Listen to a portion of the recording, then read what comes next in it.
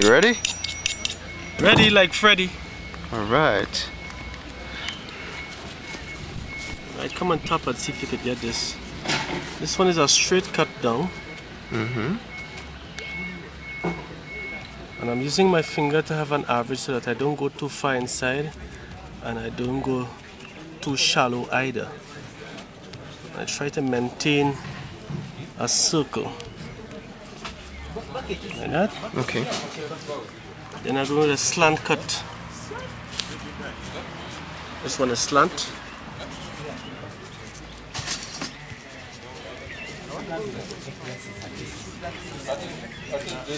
That knife that you're using, is it a special type of knife? I made it myself. Okay. It's a regular, cheap knife that you could get anywhere on Charlotte Street. Okay. And you file it down? And then I file it down.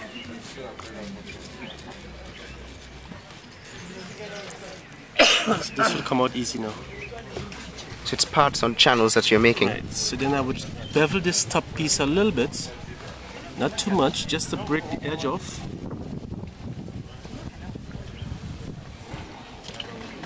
Take that out.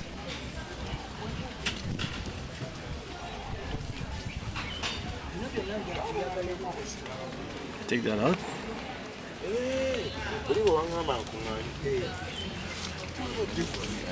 Good. Now I'm going to start to make my first petal, so if you come around to the other side you'll get a better view. Right, so basically this is a straight cut. Then I go with a slant cut now.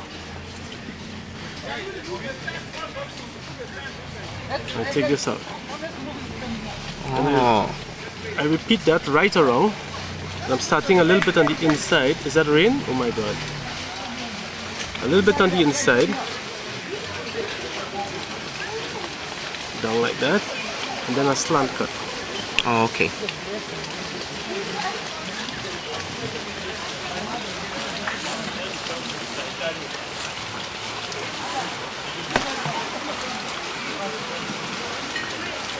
So you have to actually envision where the petals are actually going to be before you actually make the incisions. Well, you try to maintain the same size petal each time,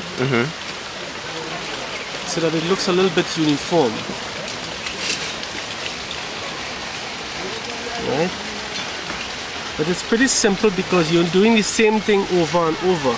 So by the time you reach around, you should have enough practice so that you get it perfect on the next rounds you're making. Most people would say that it's hard to maintain precise cuts all the way around.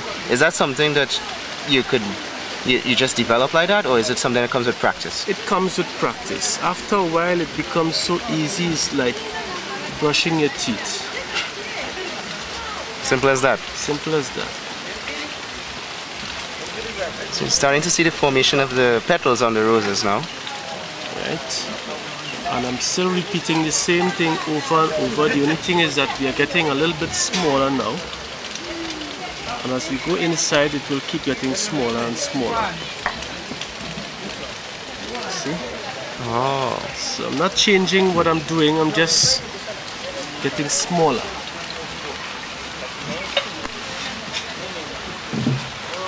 So it's one straight cut, one slant cut. Simple as that.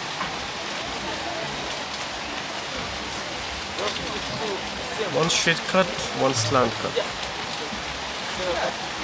This one is the straight cut, and this is the slant cut. I would believe that you can do this with other things like pumpkins and cucumbers. Pumpkin, cucumbers, beetroot, and one of the vegetables that make some of the most beautiful carvings is that daikon radish. Oh my god. The nice thing about the daikon radish, it is all white, and then you could decide what color you want to put it in afterwards. And how do you do that? So you're using food coloring and water, and you put your flowers to soak in them overnight, and the next day you have beautiful roses, different colors, whatever color you choose. You want yellow? Put some food coloring, drop your daikon radish roses into the yellow coloring, and next day you have beautiful yellow roses. You want red? Same thing, blue, whatever. And you could make a beautiful arrangement out of the daikon radish only. I love to work with the daikon radish because it gives me the option of choosing whatever colors that I want to work with. Well, so with the melon is a little more limited, be having to use only the red. Exactly. Oh. On average, how long does it take to probably do a simple design on one of these things? I don't know how elaborate you're going to do it today for us. Alright. But so far, I think we've been here for 5 minutes and it looks pretty good.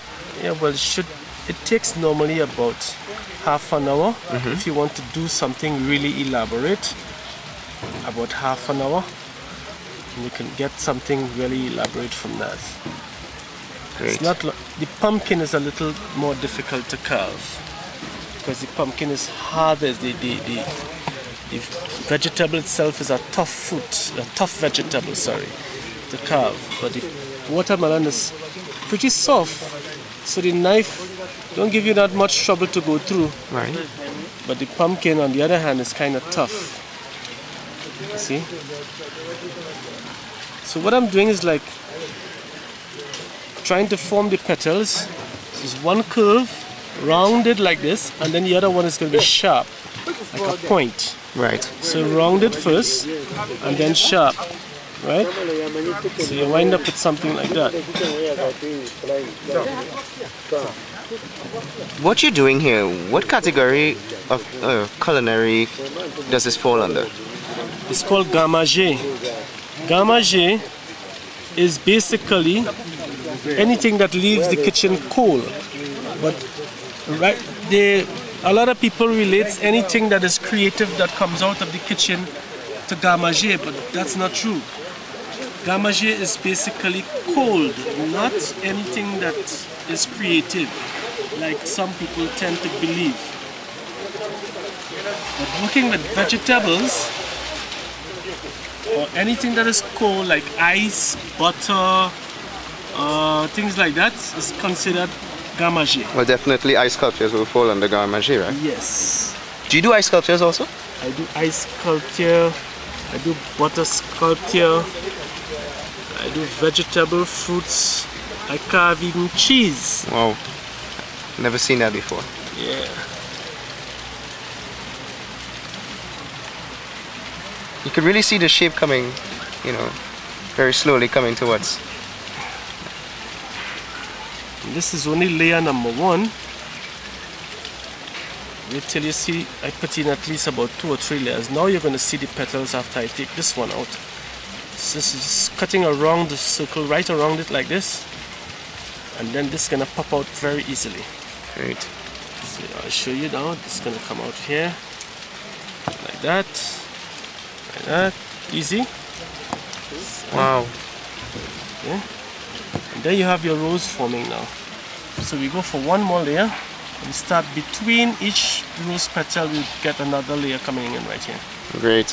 So we'll come back to you and check you in a little while when you've completed it. Hopefully we'll be able to see it in the next half an hour or Come on so. this side, sure. Okay, so we start, wow. So we're back here again, maybe about 15 minutes later. I seen you've done individual flowers to the side. Those are like rose buds. You see, what you have to do is to try to create the natural environment for the rose. A rose don't come all by itself, but it has little buds on the side, like smaller ones. So that will kind of enhance your big rose by putting in a couple of small buds, right? So it's almost like giving variety to it. Right. Okay. So kind of enhance it a little bit.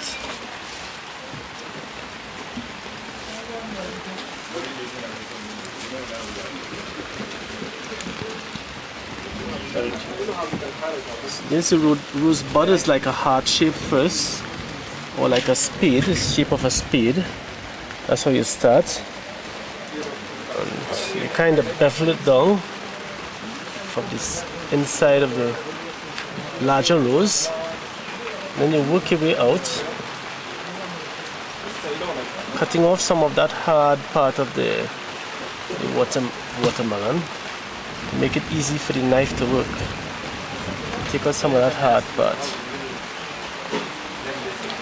As you being the sculptor, you try to utilize the white to your advantage too. I see you're not only using the red color, but also the white to help accentuate or bring out Exactly. the red color.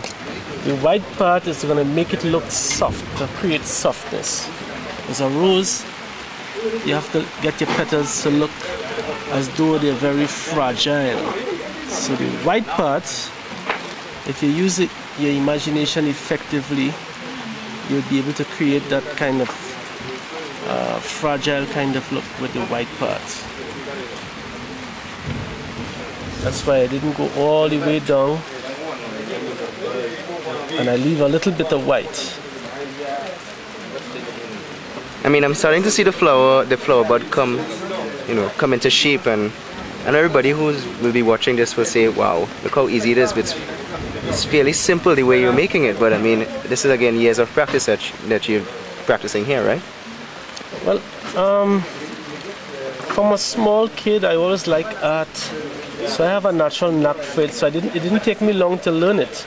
So if you're a person that are a little bit artistically inclined, it shouldn't take you too long to get it, because I got it within like about a month or so. I was already carving flowers in 1 month time. I was carving nice flowers in 1 month time with some practice. Wow.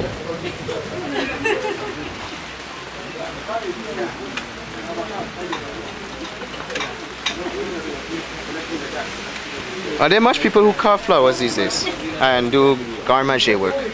Not very many. It is a dying art because of it's very tedious. It calls for a lot of patience.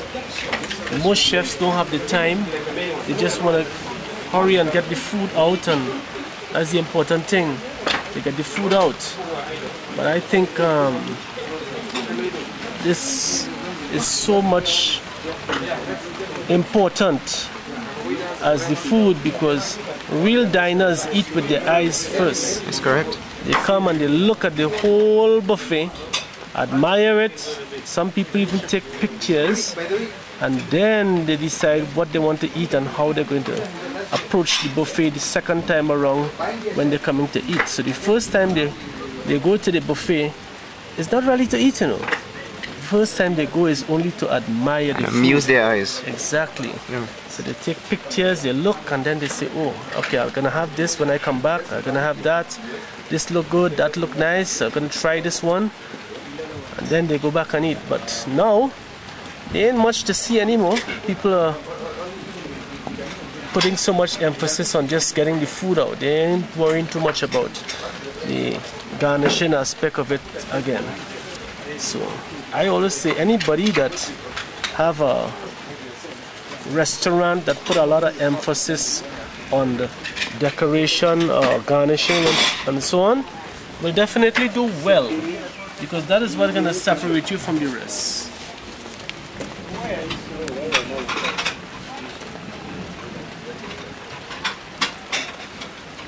Looking at this from afar, it surely would elevate a buffet and make your establishment beautiful. I could see why something such as this will take such a long time to create and a lot of effort. You could get how elaborate you want to get. I am putting in all these down here, but really and truly I could have stopped right there at the rose and say, okay, fine. But I decided to put in the rose buds, because I think they kind of lift the piece a little more.